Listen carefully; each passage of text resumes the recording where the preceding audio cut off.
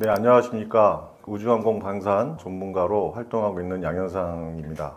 저는 한국국방융합기술연구소의 대표를 맡고 있고 또 우주항공 방산 솔루션 기업인 노바엑스를 경영하고 있습니다.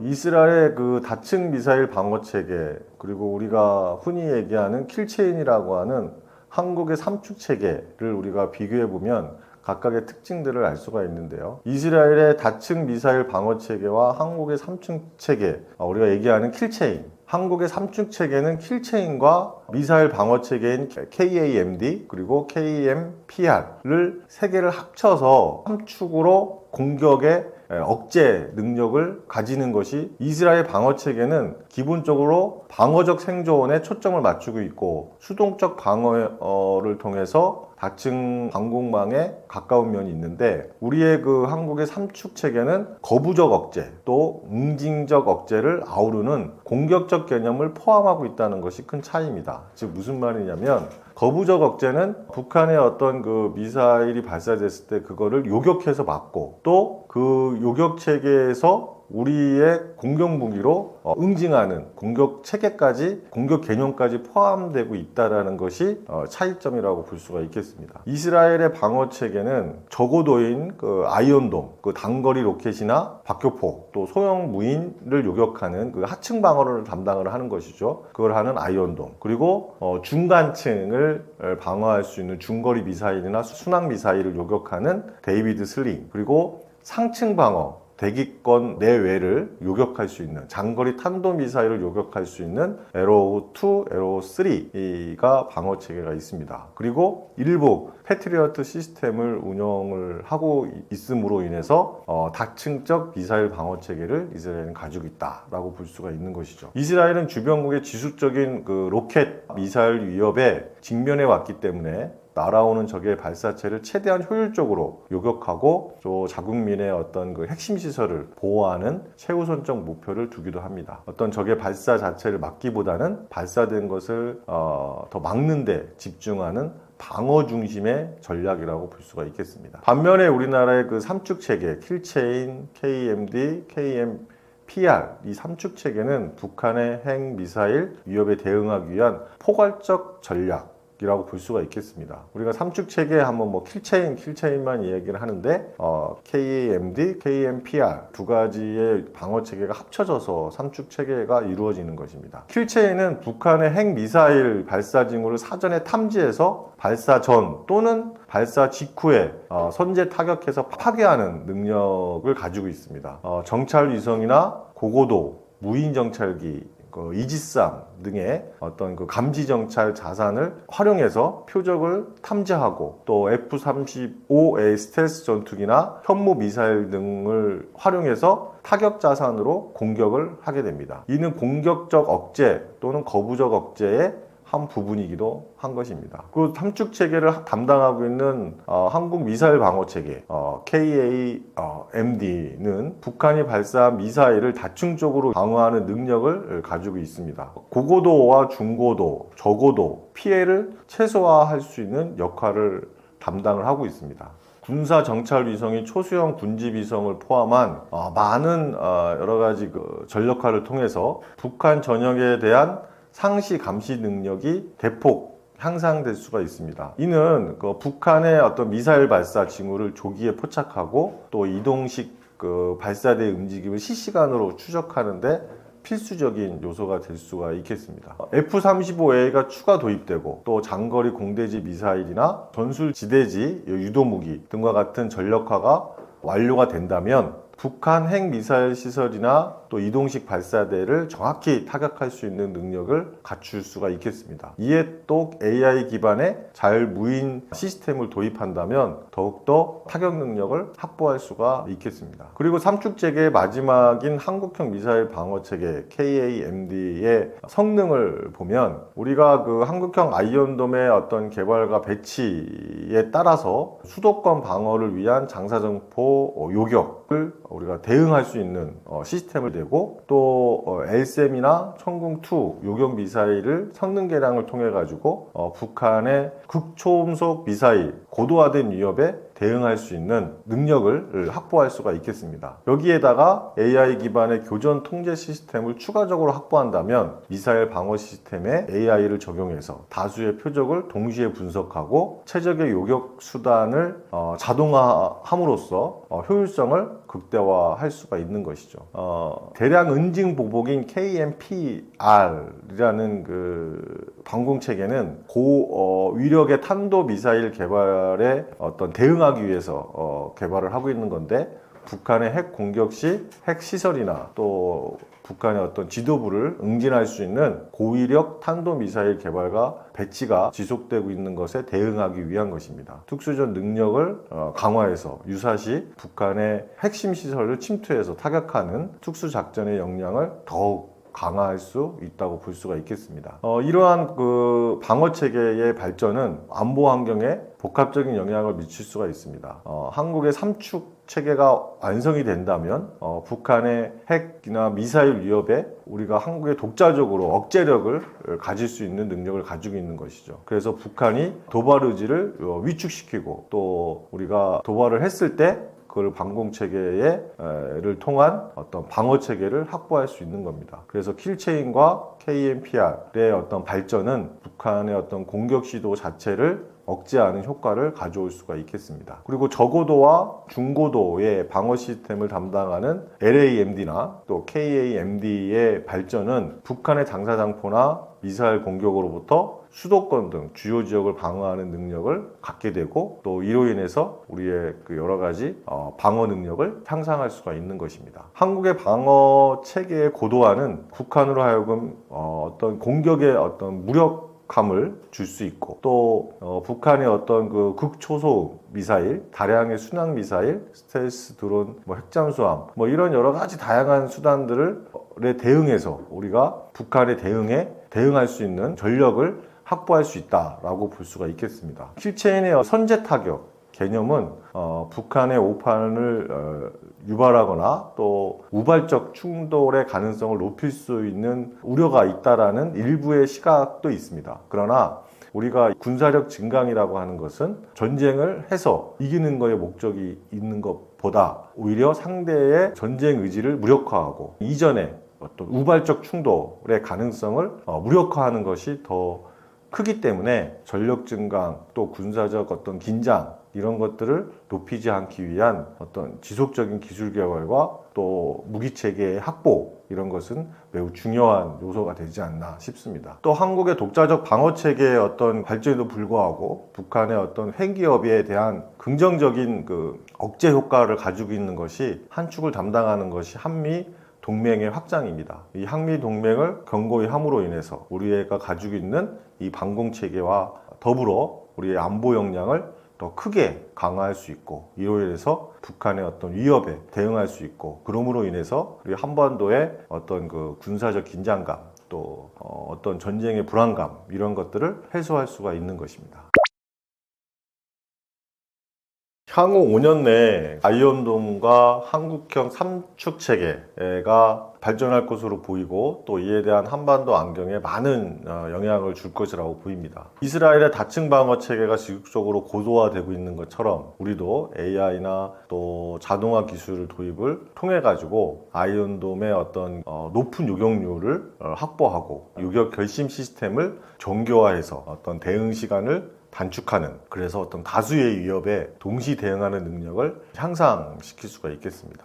현재 개발 중이거나 일부 배치된 레이저 요격 시스템인 아이언 빔은 어떤 저렴한 비용으로 다수의 로켓 및 드론을 요격할 수 있는데, 아이언돔의 요격탄 소모 문제를 보완할 수 있는 방법이 되기도 합니다. 미국과 협력을 통해서 미사일 시스템을 우주 확장을 하려는 움직임도 있습니다. 이는 조기에 어떤 그 탐지하고 추적 능력을 강화해서 요격 성공률을 높이기 위해서 우주 기반의 미사일 방어 시스템을 연동을 할 필요가 있는 것이고, 이를 통한 방어 체계의 어떤 발전적 측면을 가져올 수 있습니다. 그래서 AI를 통한 자동화 기술을 도입을 해서 기술적 속도를 가속화한다든지, 또 아이언 빔과 같은 레이저 요격 시스템을 실전 배치와 함께 우주 기반 미사일 방어 시스템의 연동을 통한 방어 체계의 발전을 가져올 수 있지 않을까 생각을 합니다. 그리고 한국의 삼축체계의 발전 전망은, 한국의 삼축체계는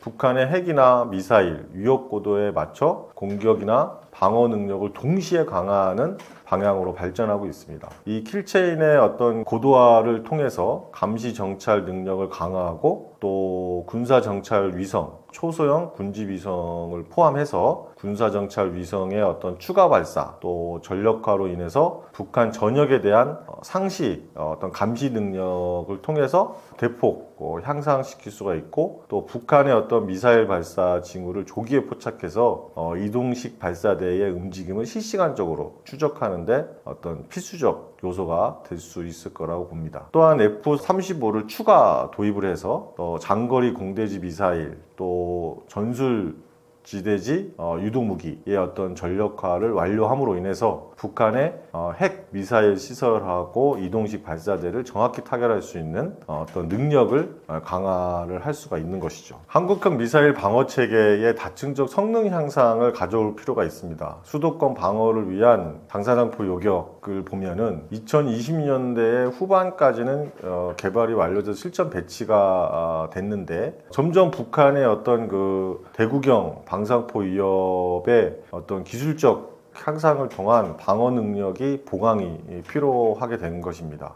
북한의 그 극초음속 미사일, 또 고도화된 위협에 대응하기 위해서 LSAM과 천궁2 같은 기존 요격 미사일의 성능이 지속적으로 개량되고, 또 요격의 어떤 고도, 또 사거리의 확장이 필요한 것입니다. 그래서 LSAM과 천궁2에 대한 요격 미사일의 성능 향상이 필요한 이유입니다. 미사일 방어 시스템에 AI를 적용해서 다수의 표적을 동시에 분석하고 최적의 요격 수단을 자동으로 할당하는 교전의 효율성을 극대화할 필요가 있습니다. AI 기반의 교전 통제 시스템이 그 역할을 담당할 것입니다. 대량 응징 보복의 능력을 강화하기 위해서 KMPR의 대량 응징 보복, 킬체인의 한국의 삼축 체계 중에 하나이죠. 고위력 탄도 미사일 개발 및 증강을 통해서 북한의 핵 공격 시 핵심 시설과 또 어떤 북한의 지도부를 응징할 수 있는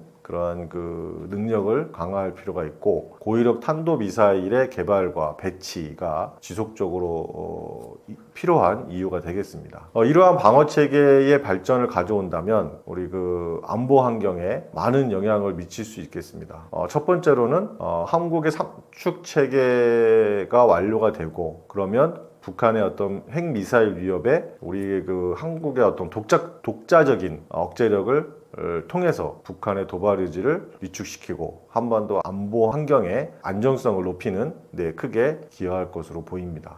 또 두 번째는 방어 능력의 향상입니다. LAMD와 KAMD의 발전은 북한의 장사장포, 또 미사일 공격으로부터 수도권 등 주요 지역을 방어하는 능력을 실질적으로 향상할 수 있는, 그럼으로 인해서 어떤 우리 국민의 생명과 재산을 보호하는 데 중요한 역할을 할 수가 있겠습니다. 또 세 번째로는 한국의 방어 체계를 고도화함으로써 북한으로 하여금 이를 무력화하기 위한 새로운 도발 수단, 우리가 그 대응할 수 있고, 또 북한의 대응에 우리가 적절하게 대응할 수 있는 어떤 체계를 완성시킬 수 있다라는 영향을 가지고 있습니다. 마지막으로는 이 킬체인을 통해서 선제 타격을 해서 북한의 여러 가지 그 오판으로 인한 유발, 전쟁에 대한 어떤 위협, 어떤 우발적 충동, 이런 가능성을 낮춤으로 인해서 한반도의 안정과 평화가 가져올 수 있는 중요한 요소가 될 수 있습니다. 그래서 앞으로 개발 중인 방어 체계가 성공적으로 개발이 돼서 한국의 안보 역량에 크게 기여하고 북한의 위협에 대응하는 능력을 향상시킴으로 통해서 한반도 내 군사적 긴장과 고조라는 도전 과제를 수행할 수 있는 중요한 핵심 자산이 될 수 있을 것입니다. 최근에 여러 가지 그 문제를 갖고 있는 카이 사장의 인선에 그 반복된 낙하사 인사가 많은 그 회자가 되고 있습니다. 그에 따른 여러 가지 회사의 경영과 조직 문화의 여러 가지 부작용이 있는데, 우리나라의 항공 우주 산업을 주도하고 있는 항공산업을 주도하고 있는 유일한 회사가 될 수가 있죠. KF-21을 개발한다든지 또 F-50을 개발해서 지금 K방산의 어떤 수출에 아주 중요한 중요한 역할을 하고 있기도 하고 우리의 어떤 그 국방에 많은 영향을 미칠 수 있는 이 항공 우주 산업의 핵심적 역할을 하는 기업이기도 합니다. 그런데 이 기업의 사장의 인선이 늘 항상 문제가 되고 있습니다. 낙하산 인사라는 시각을 가지고 있는데요. 물론 그 카이의 어떤 그 회사의 특징상 준 공기업의 성격을 가지고 있기 때문에 민간 기업과 달리 사장 인선이 그 정치적 또는 정권의 영향을 받지 않는다라고 보기는 어렵습니다. 왜 그러냐면 그 카이는 최대 주주가 한국 수출산업은행이고 사업의 영역이 어떤 그 국가 주도의 산업인 항공우주 산업을 하고 있기 때문에 어느 정도의 그 국가적인 어떤 그 안보와 직결되고 또 항공우주의 어떤 개발에 주도적인 역할을 하기 위한 어떤 그 국가의 어떤 국방 전력의 계획과 맞물려서 진행이 돼야 되는 아주 중요한 그 역할을 하고 있기 때문에 이에 따른 사장 인선도 어떤 그 정부의 어떤 방산 정책의 추진의 어떤 효율성 또 그런 것과 맞춰서 이루어질 수밖에 없지만 현재 계속된 낙하산 인사를 통한 어떤 부적절한 요소들을 봤을 때 과연 그 카이의 기업의 어떤 경영의 어떤 문제나 또 조직 문화에 얼마나 큰 부작용을 가지고 있는지 우리가 알 수가 있는 것입니다. 어떤 회사의 어떤 사장 또 대표는 가지고 있어야 할 역량이 있죠. 첫 번째는 경영 전문성과 효율성에 대한 것입니다. 그러나 이러한 그 낙하산적 인사를 통해서 경영 전문성과 효율성이 저하된 사람이 인선됨으로써 우주항공 산업에 영향을 미칠 수가 있는 겁니다. 우주항공 산업은 고도화된 전문성과 또 장기적인 안목이 필요한 분야입니다. 또 해당 사업은 깊이 있는 이해와 경험이 풍부해야 합니다. 그러나 지금의 인선들을 보면 군 장성들이 포진되어 있으면서 어떤 군 장성은 조직 문화에 대한 것 또는 무기체계에 대한 이해는 있을 수 있으나 카이와 같은 큰 기업의 경영에 대한 전문성은 다소 객관적으로 평가할 수밖에 없습니다. 늘 카이의 사장들을 보면 정권 교체 시마다 사장이 바뀝니다. 물론 3년의 임기를 보장하고 있기는 한데요. 이런 항공기 개발의 어떤 그 사이클을 본다면 3년 주기 단위의 사장의 교체는 장기적인 로드맵을 갖고 항공산업을 추진하기에는 역부족이 아닌가라고 생각을 합니다. 오랜 기간 동안 카이가 그 전문성을 갖고 쌓아왔고 또 우주항공 산업에 큰 역할을 해왔습니다. 그런데 아직까지도 내부의 승진의 기회를 갖고 사장이 된 사례가 없습니다. 모두 외부 인사의 몫이 되고 있고 그 정권의 어떤 그 정치적 보상적 역할로 사장이 인선되었다는 것이 문제입니다. 이로 인해서 외부에서 온 사장이 어떤 조직의 어떤 특성을 빠르게 이해하면 좋지만 제대로 이해하지 못하는 시간적 요소가 있죠. 기존의 어떤 그 군에서 있었던 특징인 수직적이고 경직된 조직 문화를 그대로 민간 기업에 적용하게 되는 것은 객관적인 어떤 그 평가가라고 볼 수가 있겠죠. 또 군 장성이 사장을 함으로 인해서 외부의 인맥과 연결되는 경우가 있습니다. 군 장성이 뭐 원스타나 투스타로 전역한 사람들은 우리 주요 방산 기업의 어떤 그 고문이나 또 대표로 가게 됩니다. 또 일부 중소기업의 대표로 가기도 하기죠. 그런 것들이 카이의 사장과 연결돼서 선배, 후배 뭐 이러한 연결고리로 인한 어떤 그 방산 비리에 많은 문제를 발생한 요소가 되기도 했습니다. 이로 인해서 반복된 이런 낙하산 인사에 대한 논란을 통해서 카이의 어떤 기업 이미지가 훼손되고 또 정부의 개입이 심하다는 어떤 인식을 줌으로 인해서 국내적 파트너의 여러 가지 어려움이 있습니다. 특히 지금은 K방산의 역할을 하고 있는 우주항공 분야에 수출이 굉장히 중요한 역할을 하고 있는데 해외 국가의 파트너들이 어떻게 바라볼 수 있는지 우리는 그 점을 주목할 필요가 있습니다. 기업의 어떤 그 대외 신뢰도, 기업의 이미지를 손상할 수가 있는 것이죠. 역대 그 카이 사장들의 사례를 보면 이러한 문제점을 제기하는 것이 부당하지 않다라고 할 수가 있겠습니다. 카이가 출범 초기의 사장들은 주로 전직 교통부 장관이나 육구참모총장, 또 통상산업부 장관, 산업부 장관 이런 어떤 관료나 군 출신의 인사들이 사장을 했습니다. 취임 당시부터 낙하산 인사라는 비판을 받았죠. 그러므로 인해 가지고 장기적인 우주항공 산업의 여러 가지 무기들이 경영에 차질을 보임으로써 실적에 대한 약화와 또 그에 따른 심각성에 대한 지적은 계속 해왔습니다. 박근혜 정부 때 있었던 그 하성룡 전 사장을 보면 사실상 외부 인사로 평가받을 수 있죠. 이 하성룡 사장은 박근혜 때 선임이 됐고 문재인 정부 첫 해인 2017년 방산비리 수사 대상에 지목이 됐습니다. 수천억 원대의 어떤 그 분식회계 또 협력 업체로부터의 어떤 그 지분, 차명 보유, 채용 비리, 횡령, 각종 경영 비리 혐의로 재판을 받았습니다. 물론 1심과 2심에서 일부 혐의는 무죄로 판단이 됐지만 횡령과 채용 비리에 대해서는 유죄로 판정이 돼서 징역형과 집행유예를 선고받는 불명예스러운 퇴임을 했습니다. 또 그 다음에 사장인 김주원 사장은 문재인 정부 때 감사원 사무총장 출신이 사장이 됨으로써 항공우주 산업에 있는 많은 사람들에게 의아한 생각을 들게 했죠. 일반 상식적으로 생각했을 때 우주항공의 전문성을 봤을 때 감사원 사무총장이 카이 사장이 된다? 상식적으로 이해하기 어려운 인선이라고 생각할 수밖에 없습니다. 이때는 한국형 전투기 개발의 프로젝트가 한참 진행 중이었고 이 KF-X 사업에 대한 중요성 또 그것에 대한 어떤 개발의 필요성 이런 것들이 굉장히 그 고도의 기술과 전문 경영이 필요했던 시기임에도 불구하고 감사원 사무총장 출신이 그 사장이 된다라는 의아한 시선들이 많이 있었죠. 최근에 강국영 전 사장도 윤석열 정부 출범 이후 공군 조종사 출신이긴 하지만 준장 출신으로 카이 사장에 임명됐습니다. 이 임명됐을 때부터 보훈 인사다, 낙하산 인사다라는 비판을 받아왔죠. 취임 직후 과거 정부 임원을 대거 교체하고 대폭적인 어떤 임원 인사를 단행함으로 인해서 조직 내부적으로 혼란을 가져오기도 했습니다. 재임 중에 가장 문제가 되고 최근에 뉴스화되고 있는 것이 1,000억 원대 환차손이 발생을 함으로 인해서 어떤 그 폴란드의 수출 F-50의 계약에 영향을 미쳤다라는 평가도 있습니다.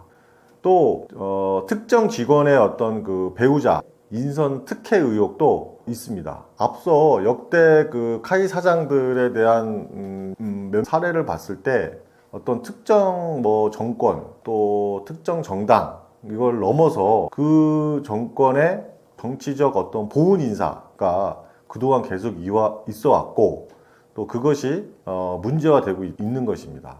2005년 이번 6월에 우리 그 이재명 정부가 출범을 했고 임기를 3개월 남기고 현직 그 사장이 갑작스러운 사의를 표명했습니다. 정권 교체하고 우주항공을 담당하는 회사인 카이하고 어떤 연관관계가 있다고 보시는 건지 저는 이해가 갈 수가 없는 겁니다. 정권이 교체하는 당일날 사장이 사임을 표명했다. 그로 인해서 카이 사장이 정치권과 연결되어 있고 또 다양한 비리 의혹이 하나하나씩 드러나고 있다는 의혹을 받고 있는 것이죠. 바로 사임을 표하고 함으로 인해서 어떤 카이의 지배구조가 흔들리고 책임 경영이 어렵고 방위사업 전반에 연속성이 단절되는 이런 그 어려움을 받고 있고 또 비판은 끄지지 않고 있습니다. 3개월의 임기를 남고 있는 사장이 굳이 새로운 정부가 출범했은 당일날 사의를 표명할 이유가 뭐가 있는지 그거에 대한 기사화가 되고 또 뉴스화가 돼서 많은 의혹들을 갖게 되는 겁니다. 사의를 표명하고 또 바로 그 교체된 것이 아니라 지금 현재는 파리 에어쇼에 지금 참석하고 있습니다. 파리 에어쇼에서 해외 파트너들과 어떠한 비즈니스적 성과를 낼 수 있을지 의문이 가는 상황 중에 하나입니다. 네, 카이의 이런 낙하산적 인사 또 여러 국민들의 불신 이런 것들을 해소하기 위해서 미래의 경쟁력을 강화하기 위한 사장의 인선 방식을 개선하고 또 요즘 글로벌적으로 이슈가 되고 있는 ESG의 지배 구조에도 큰 영향을 미치고 있기 때문에 반드시 해결하고 개선해야 할 필요가 있습니다. 투명성과 전문성을 확보할 필요가 있는 거죠. 그러기 위해서 산업 어떤 전문성이 필수적 자격 요건이 돼야 된다고 봅니다. 항공우주 산업과 방위산업 분야에 깊은 이해와 경험이 있어야 하고 또 기업 경영에 대한 전문성이 필수적 자격 요건이 돼야 된다는 거죠. 단순히 전직 어떤 고위 공무원이나 군 출신이라는 경력보다는 해당 분야의 어떤 구체적인 성과, 또 리더십이 또 비즈니스적 감각 이런 것들이 검증된 전문성과 경험이 같이 갖춘 사장의 어떤 인선 방식을 도입해야 됩니다. 그로 인해서 카이는 항공기 수출이라는 큰 사업적 특징을 가지고 있습니다. 글로벌 방산 시장에서 경쟁력을 강화하기 위한 국제 비즈니스적 감각과 또 해외 네트워크를 갖춘 사람이 인선되는 기준이 마련돼야 되겠죠. 또한 외부 전문가의 비중이 확대될 필요가 있습니다. 사장 후보를 추천하는 위원회를 갖는다든지 어떤 정치권의 어떤 입김에서 벗어나서 학계나 산업계, 법조계 이런 전문가들이 어떤 외부 위원으로 참석을 해서 카이 사장의 인선 제도를 개선할 필요도 있다고 봅니다. 또 후보자 추천 과정을 도입할 필요도 있고 또 어떤 심사 기준이나 다양한 평가에 대한 기준 같은 것을 가줌으로 인해서 투명한 공개를 통한 어떤 지금까지의 불신을 해소하고 신뢰성을 확보할 수 있는 방안을 강구할 수가 있다고 볼 수가 있겠습니다. 장기적인 관점에서는 기업의 어떤 성장 전략을 위해서 내부의 인재를 발굴하고 인사 시스템을 갖춤으로 인해서 내부에 능력 있는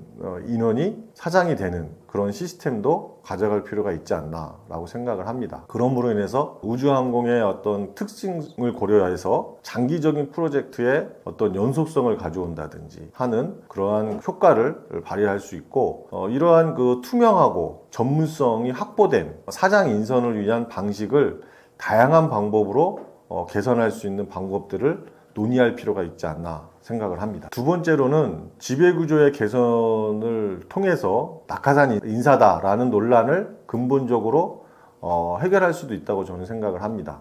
한 번에 카이가 민영화를 할 수 없지만 단계적 민영화를 검토할 때가 되지 않았나 생각을 하는 겁니다. 장기적으로 어떤 정부가 보유한 지분을 단계적으로 민영화를 통해서 경영의 어떤 자율성을 확보하고 어떤 시장에서의 감시를 강화하는 방안을 검토할 필요가 있다라고 봅니다.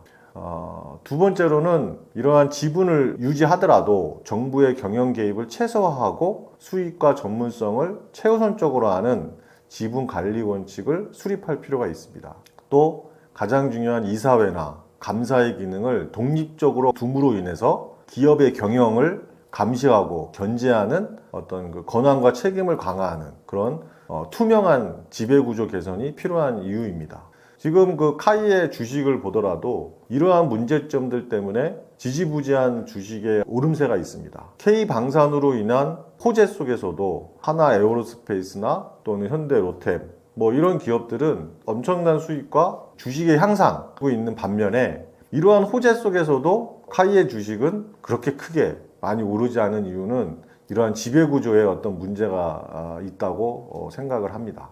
우리가 ESG, 환경, 사회, 지배구조의 중요성에 따라 기업을 평가합니다. 그 중에 가장 큰 요소 중에 하나가 지배구조인데 카이의 어떤 경영 전반에 실질적으로 적용할 필요가 있는 겁니다. 공정하고 투명한 지배구조는 기업의 가치에 가장 큰 척도가 되고 있는 겁니다. 민간 기업들이 지금 ESG를 통해서 지배구조를 개선하려는 부단한 노력을 하고 있는 것이 현실인 것을 직시한다면 카이의 어떤 지배구조의 개선 방안을 논의하고 또 어떻게 하면 카이가 정치적 외압에서 벗어나서 전문적이고 안정적인 경영 환경을 구축하느냐, 그걸 통해서 해외의 어떤 파트너십을 강화하고 또 신뢰성을 확보할 것이냐, 그것은 우주항공의 어떤 우리 무기체계의 성능과 신뢰성과 더불어 가장 중요한 경쟁력을 확보하는 중요한 요소 중에 하나다라고 볼 수가 있겠습니다.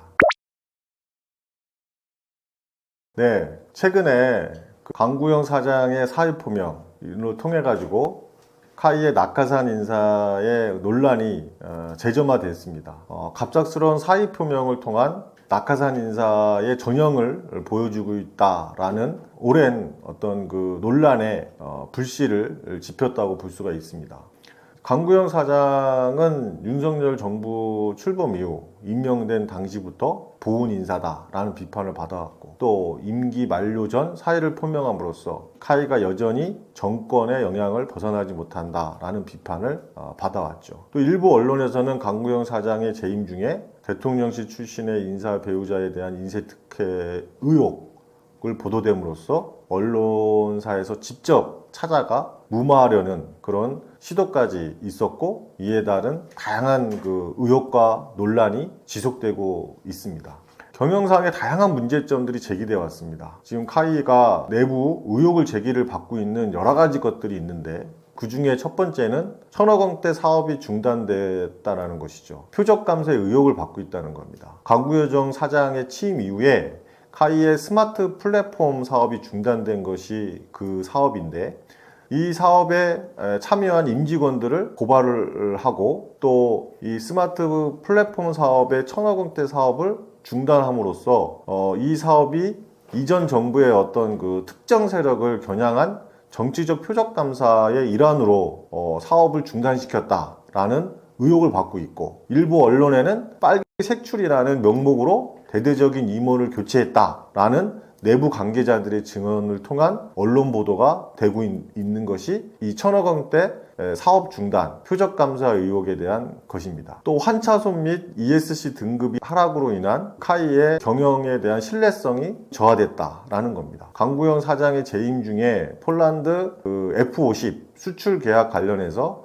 약 1,000억 원대의 환차손이 발생을 했고, 또 ESG 경영의 어떤 신용 등급의 하락을 가져온 거죠. 지배구조에 대한 신뢰성이 떨어졌기 때문에 그런 겁니다. 경영 성과에 관련된 부정적 평가가 반영된 결과입니다. 이것이 곧바로 경영과 또 주식에 영향을 받은 결정적 이유가 될 수도 있겠죠. 또 카이의 부채 비율이 340%에 초과하다는 지적을 받고 있습니다. 카이 측은 대규모 선수금을 유입으로 인한 어떤 일시적인 현상이다 라고 하면서 재정적 견제성에 문제는 없다라고 해명을 하고 있지만, 어떠한 기업의 부채 비율이 340%를 초과한다라는 것은 심각한 문제가 아닌가라고 생각을 합니다. 만약에 우주항공 산업이 순수하게 다 민간의 어떤 그 비즈니스 영역이다라고 한다면 부채 비율이 340% 초과되는데 경영을 유지한다라는 것이 어려울 겁니다. 그러나 대부분의 그 카이의 우주항공 사업의 프로젝트들은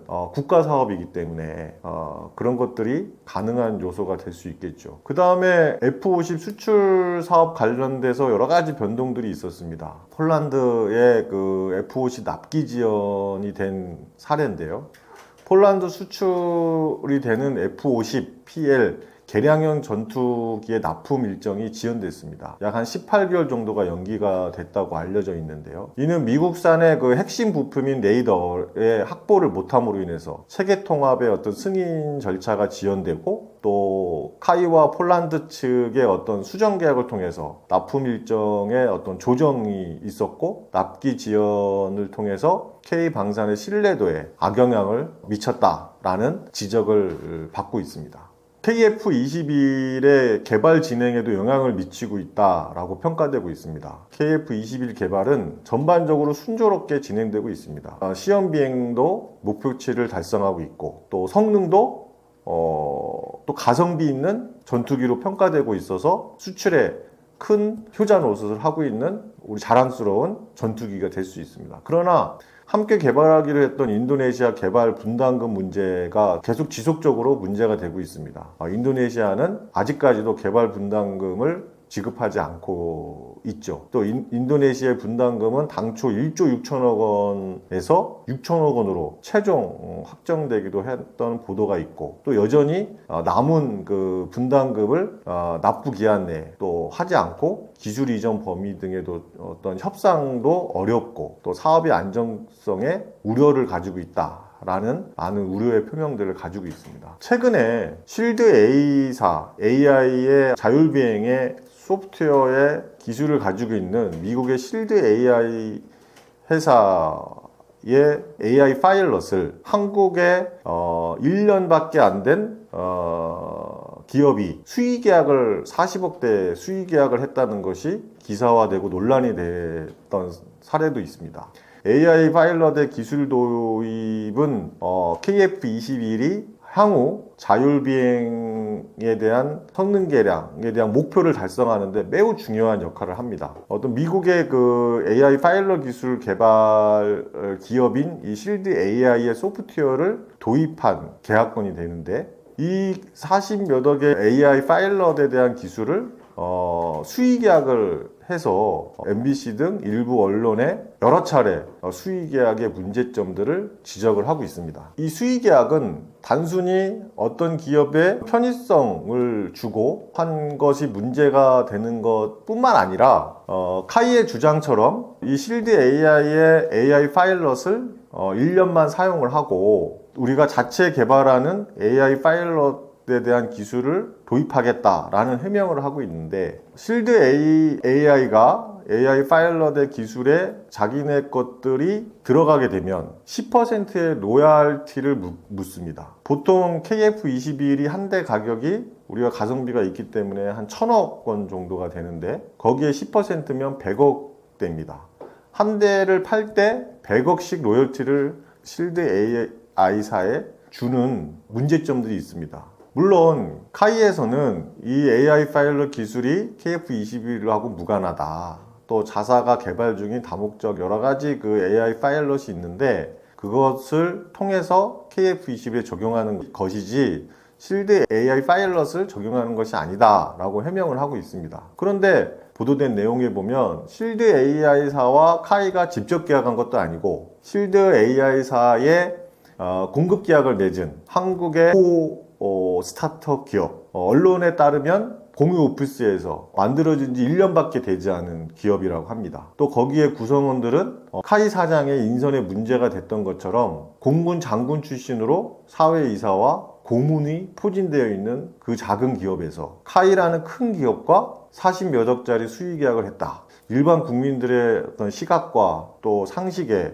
부합되는지, 또 그런 것들을 통한 또 언론의 여러 가지 비판이 되는 것입니다. 만약에 공정한 절차에 의해서 수의 계약이 했다 하더라도 KF-21에 실드 AI 파일럿을 적용하지 않았다 하더라도 실드 AI 소프트웨어이기 때문에 자기네 것을 일부 도용했다라고 저작권을 주장한다면 그것을 방어하기가 쉽지 않을 겁니다. 특히 이 건이 문제가 되고 있는 것은 언론에 보도된 거 보면 내부 인원들의 어떤 그 증언들인데, 이미 KF-21에 들어갈 AI 파일럿을 자체 개발하고 있습니다. 그렇기 때문에 그 자체 개발한 AI 파일럿을 사용하면 되는데 굳이 여러 가지 오해를 가져가면서 미국산 AI 파일럿을 도입할 필요가 있었냐라는 내부 직원들의 증언들이 보도를 통해서 방송이 되기도 했습니다. 이러한 다양한 문제점들을 가지고 있었고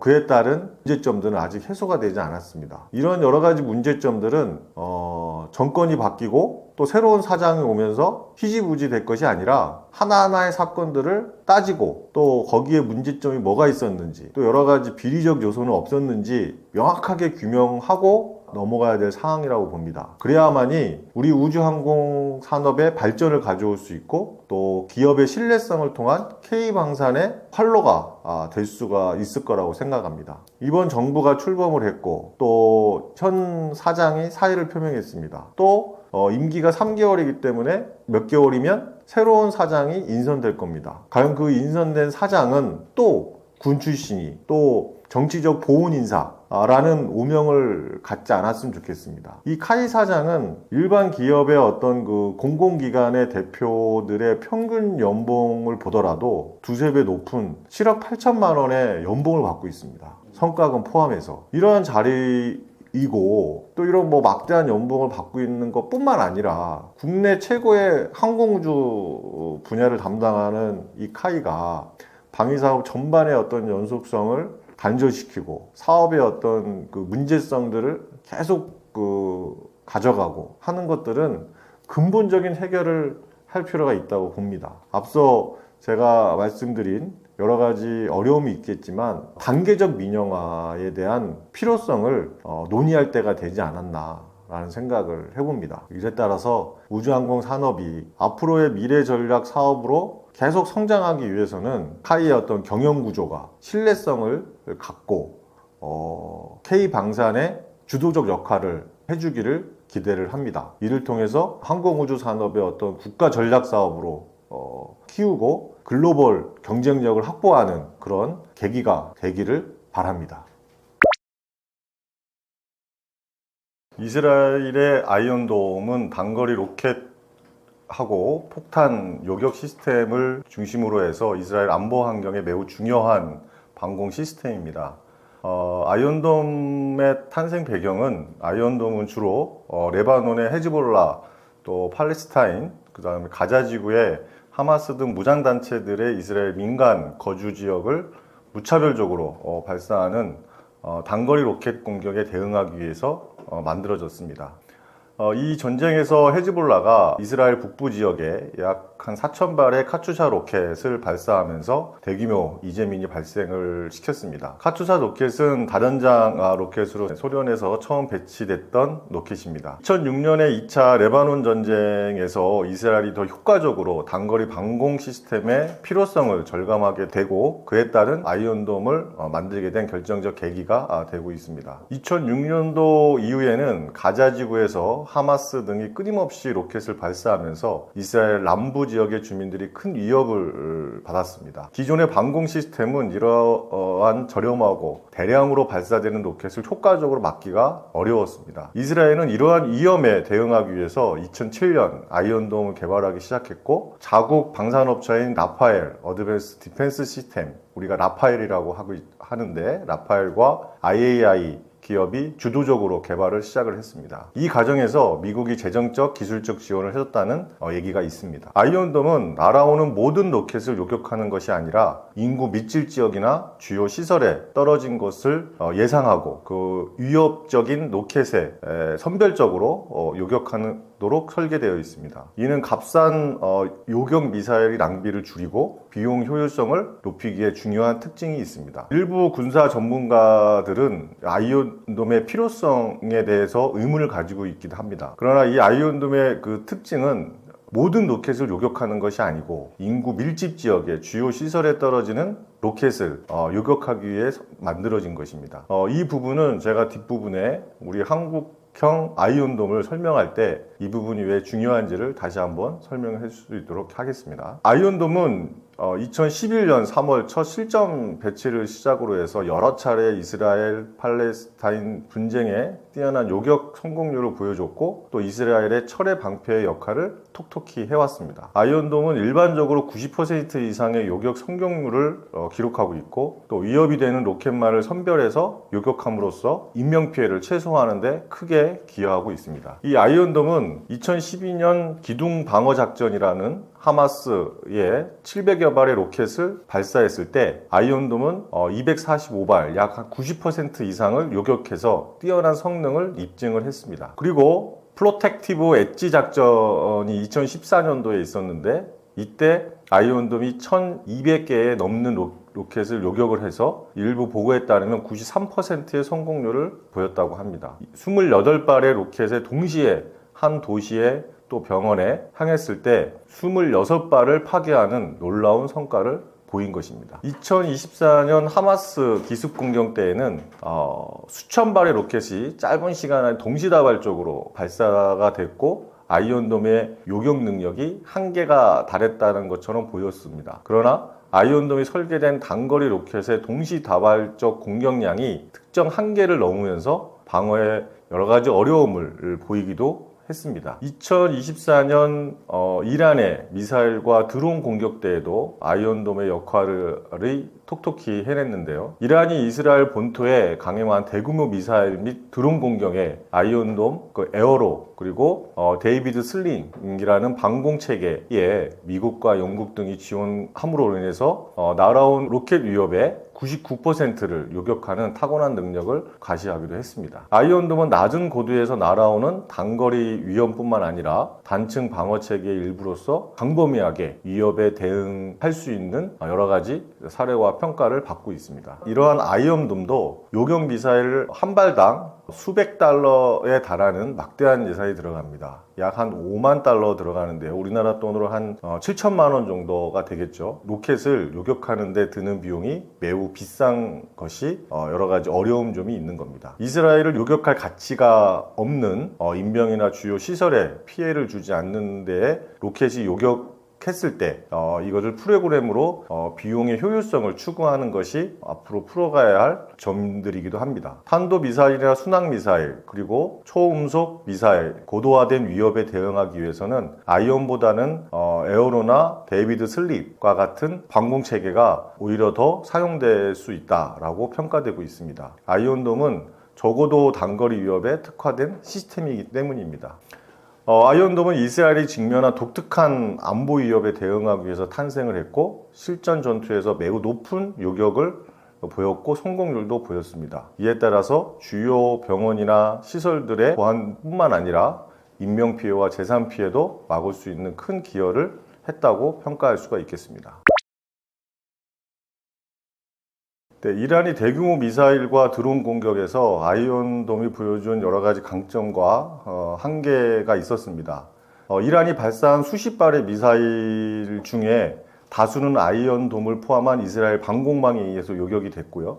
아이언돔은 특히 단거리 로켓이나 순항미사일, 드론 등 위협에 대한 효과적인 방어 능력을 재확인하기도 했습니다. 이스라엘이 대규모 피해를 막을 수 있었던 배경에는 아이언돔의 지속적인 활약이 있었기 때문에 가능했습니다. 아이언돔은 여전히 에로우, 데이비드 슬립과 같은 상위의 방공 시스템과 유기적으로 연동이 가능합니다. 다양한 위협에 대응하기 위해서 계층적 방어의 가장 낮은 고도를 담당하고 전반적인 방어에 성공적으로 기여를 하고 있다고 볼 수가 있겠습니다. 이러한 여전히 높은 요격률, 그 다음에 다층 방어 체계에 대한 핵심이 아이언돔의 강점이라고 볼 수가 있겠습니다. 그런 반면에 이란은 이전보다 더 강력하고 다양한 종류의 미사일을 대량적으로 발사하고 있습니다.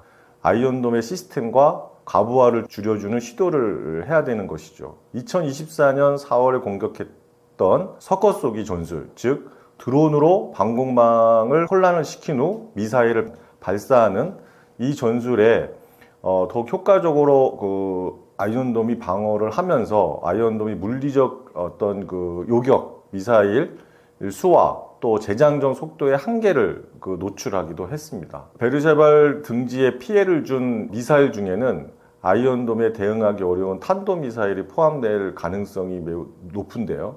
아이언돔은 기본적으로 단거리 요격에 최적화되어 있고 또 빠르고 높은 고도에서 떨어지는 이 탄도미사일의 조작을 가능한 고성능 미사일의 어떤 취약한 점도 있습니다.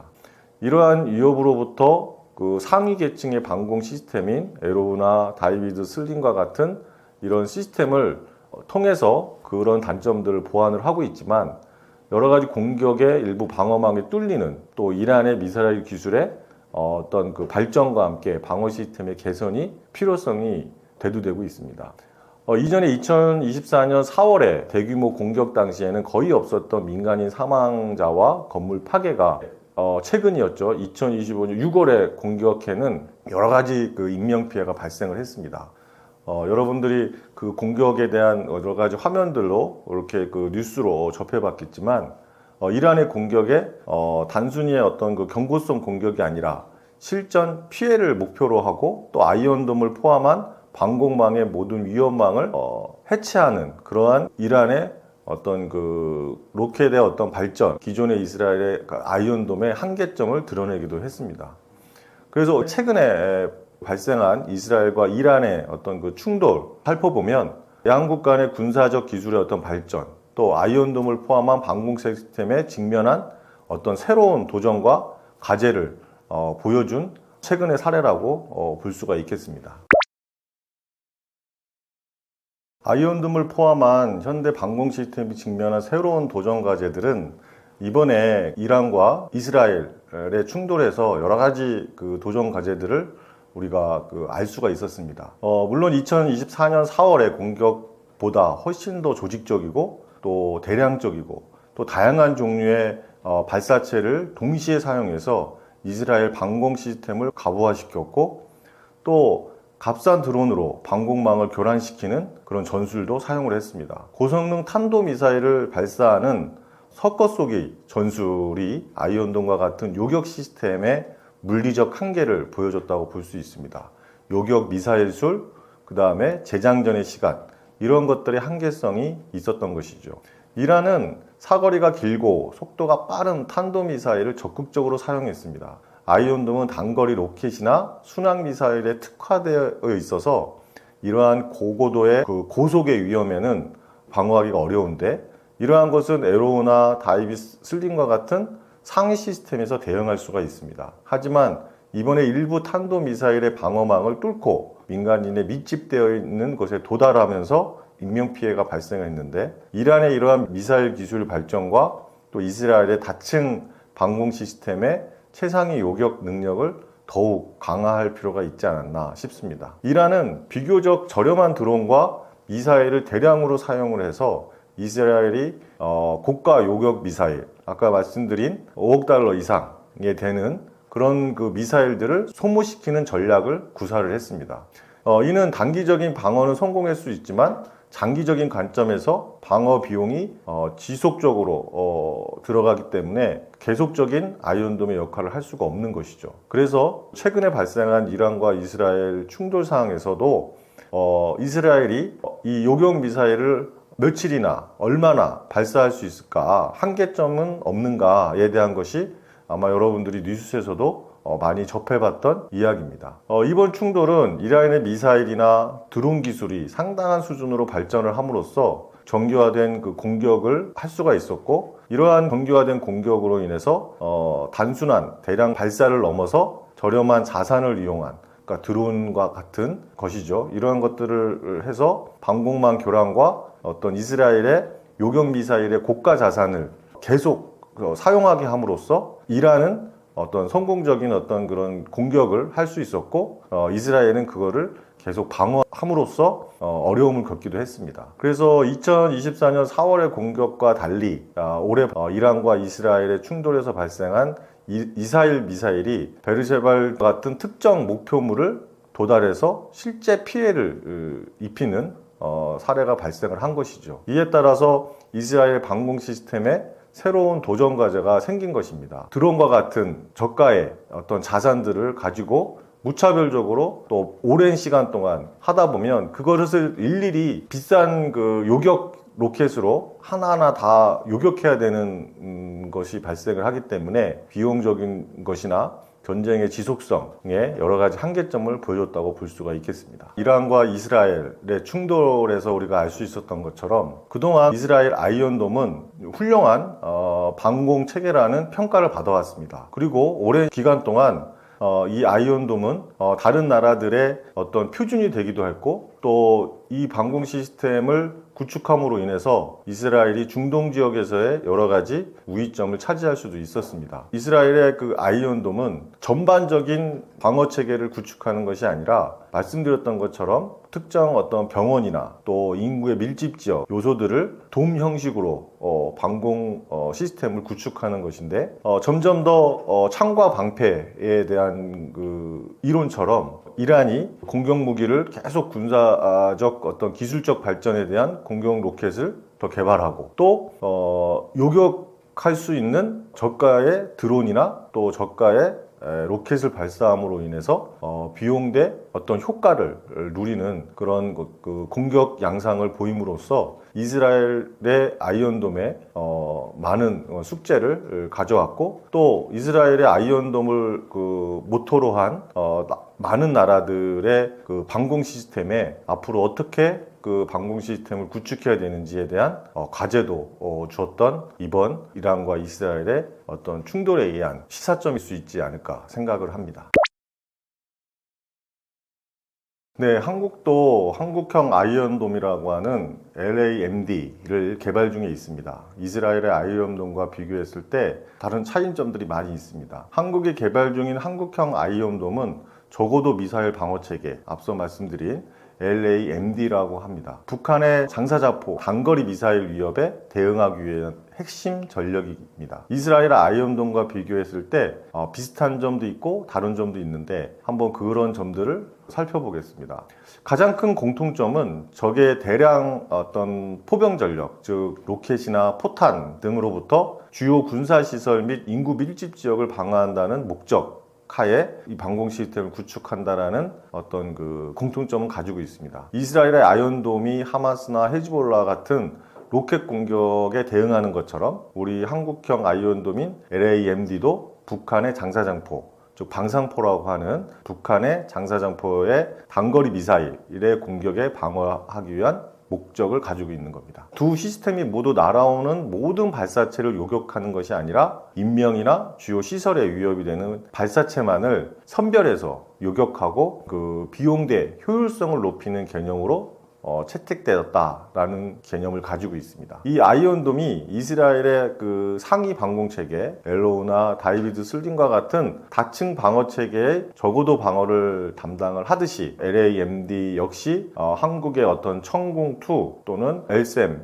등과 연계해서 한국형 미사일 방어 체계 KAMD의 한 축을 담당하게 되는 겁니다. 즉 이스라엘의 아이언돔이 말씀드린 것처럼 에로우나 다이비드 슬링과 같은 상위 방공 체계와 함께 연동되고 운영되는 것처럼 우리 한국도 천공2나 LSAM과 같은 상위 방공 체계와 함께 연동돼서 한국형 아이언돔인 LAMD가 운영이 되는 겁니다. 그런 것들이 전체적으로 구축이 돼서 되는 것이 한국형 미사일 방어체계 KAMD라고 하는 것입니다. 구체적으로 차이점들을 살펴보면 이스라엘 아이언돔과 한국형 아이언돔인 LAMD의 주요 요격되어지는 어떤 그 위협은 비슷할 수가 있습니다. 그러나 그 요격 방식이 좀 차이가 있는데요. 이스라엘 그 아이언돔은 근접 신강과 포풍, 어떤 파편형 탄도로 되어 있어서 포파로부터 파편을 뿌려서 표적을 파괴하는 그런 요격 방식을 가지고 있고 반면에 우리는 직접 요격 방식을 가지고 있습니다. 히트 투 킬이라고 해서 표적에 직접 충돌하고 그것을 파괴하는 요격 방식을 가져가고 있는 겁니다. 유격의 고도도 이스라엘은 한 4km에서 10km의 그 고도를 가지고 있는데 우리는 더 낮은 고도를 요격하는 4에서 5km의 어떤 그 고도를 가지고 있습니다. 이는 주요 위협인 북한의 어떤 대구격 방상포, 전술 탄도탄 등의 어떤 사거리를 고려한 방어 시스템이기도 하는 것이죠. 또 표적 속도도 최대 마하 3, 음속의 한 3배 정도의 아이언돔을 가지고 있는데 한국형 아이언돔은 마하 5 이상의 아이언돔보다 훨씬 빠른 어떤 표적에 대응할 수 있는 표적 속도를 가지고 있습니다. 또 이스라엘 아이언돔은 2011년도에 실전 배치가 완료가 됐고 지속적으로 개발과 또 성능에 대한 향상 중에 있습니다. 반면에 우리는 2020년도에 탐색 개발이 완료가 됐고 24년 6월에 체계 개발 단계에 진입했습니다. 이 무기 체계의 획득 단계를 보면 선행연구, 탐색개발, 체계개발, 그리고 양산 단계로 이루어지는 획득 절차로 봤을 때 2028년에 개발이 완료되는 그런 개발 시스템을 가지고 있고 2030년도에 실전 배치되는 목표로 개발이 되고 있습니다. 이스라엘 아이언돔은 대표적인 이스라엘의 방산기업인 엘타의 레이더를 사용하고 있고 타미르 미사일을 사용하고 있습니다. 우리나라는 하나 시스템의 다기능 레이더 이라는 다기능 레이더와 LIG 넥스원의 해공 미사일에 기반한 요격을 개발하고 있습니다. LIG 넥스원의 해공 미사일은 개발의 어떤 프로세스를 줄이기 위해서 채택한 미사일이긴 한데 이게 한 발에 한 10억 정도의 그 가격이 있습니다. 그렇기 때문에 효과적인 어떤 대응을 위해서 한 5억 정도의 가격으로 다운시키기 위한 기술 개발을 계속 개발 중에 있다고 볼 수가 있겠습니다. 또 아이언돔의 특징인 이스라엘 전역의 주요 인구 밀집 지역에 군사 거점 방어를 한다면 한국형 아이언돔은 수도권 또 핵심 주요 시설 방어에 집중해서 배치될 예정에 있습니다. 이스라엘의 아이언돔이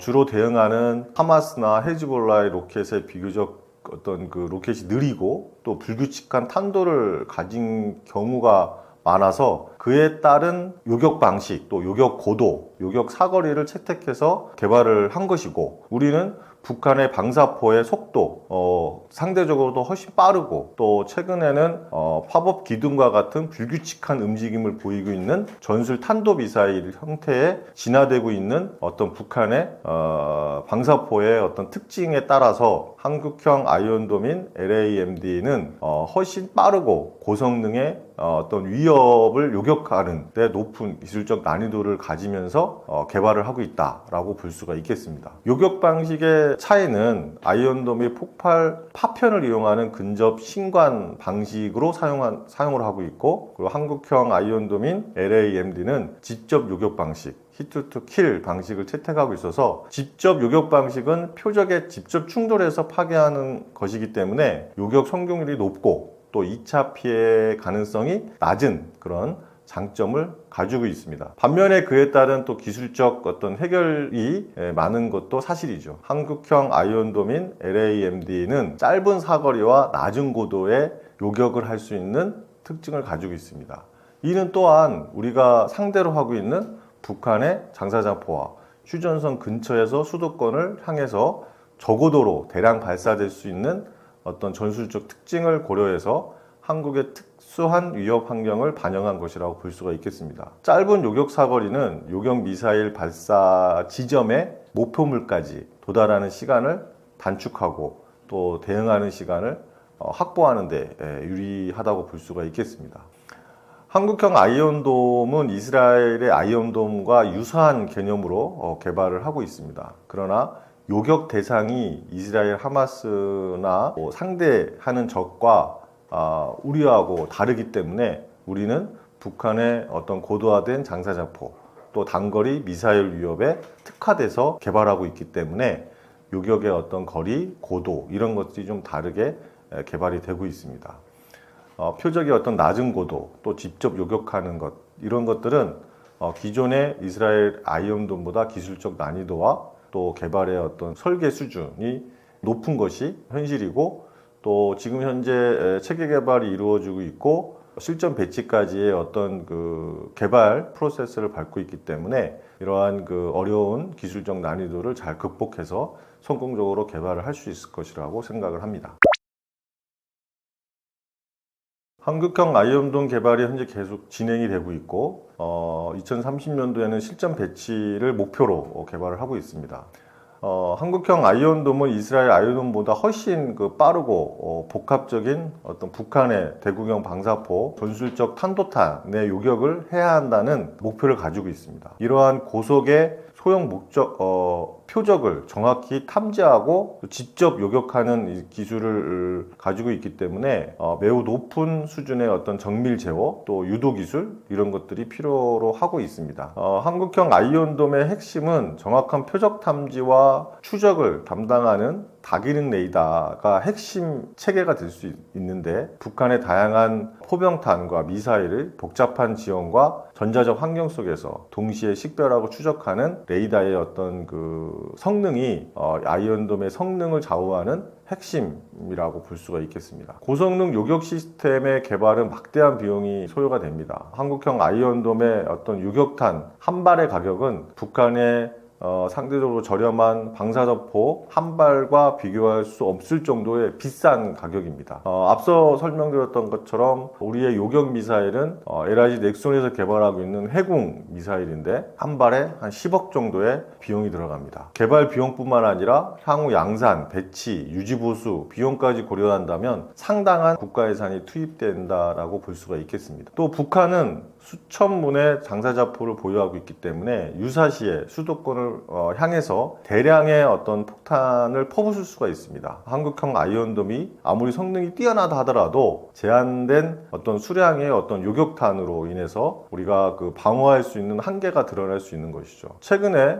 이스라엘과 이란의 어떤 충돌에서 보여줬던 사례에서 우리가 교훈을 얻을 수가 있는 것입니다. 한국형 아이언돔의 주된 방어 목표는 서울을 포함한 수도권입니다. 인구 밀집 지역, 또 고층 빌딩, 도시 환경, 고속으로 날아오는 포탄이나 미사일을 요격하는 것이 되겠죠. 그럼 일부에서는 한국형 아이언돔의 개발에 어떤 그 필요성이 있느냐라는 군사 전문가들도 있습니다. 그것은 핵무기가 발사됐을 경우에는 한국형 아이언돔 체계는 아무런 의미가 없지 않냐에 대한 논리인데, 앞서 이스라엘 아이언돔을 벤치마킹 한 것이나 또 우리가 아이언돔을 개발하는 목표성에 맞지 않는 얘기다라고 저는 생각을 합니다. 이 아이언돔은 인구 밀집 지역, 고도의 어떤 그 빌딩, 또 어떤 병원 시설, 이런 특정 지역에 우리가 공격을 받을 때 많은 피해와 영향을 받기 때문에 그 지역은 최소한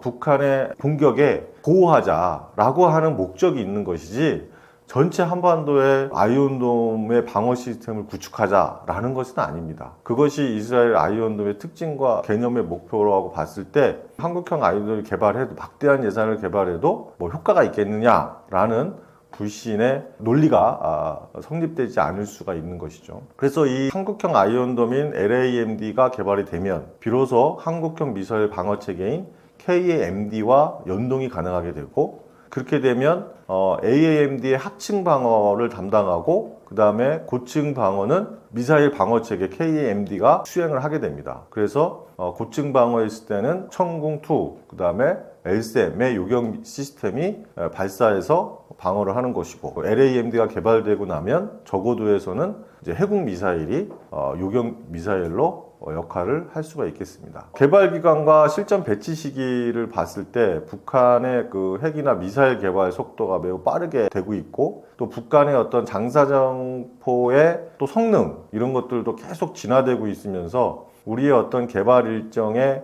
너무 늦은 것이 아니냐라는 전문가들의 의견도 있습니다. 그러나 기존의 이스라엘 아이언돔보다 우리가 풀어야 할 숙제들이 있죠. 직접 요격을 한다든지 또는 저고도 상에서의 어떤 그 요격을 하는 것, 그것이 기술적으로 좀 난이도가 있기 때문에 또 예산을 또 확보하는 어려움도 있습니다. 그래서 실전 배치까지의 어떤 그 2030년의 목표가 차질이 되지 않도록 하는 것이 매우 중요한 것입니다.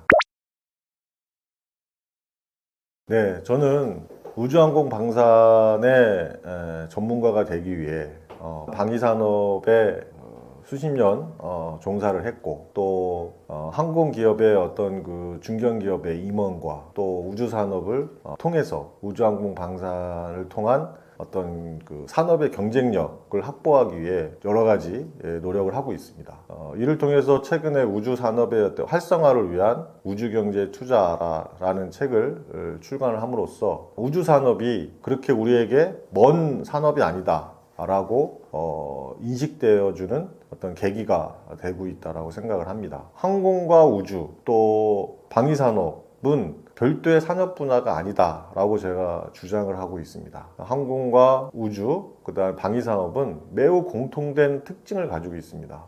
이 공통된 특징을 바탕으로 해서 기업은 새로운 비즈니스를 발굴할 수 있고, 또 K방산의 주도적 역할을 할 수가 있습니다. 우주항공 방산의 어떤 융합에 더 관심을 가져주기를 바라고, 또 최근에 제가 출간한 우주경제에 투자하라 라는 책에도 여러분들이 많은 관심을 가져주기를 바랍니다.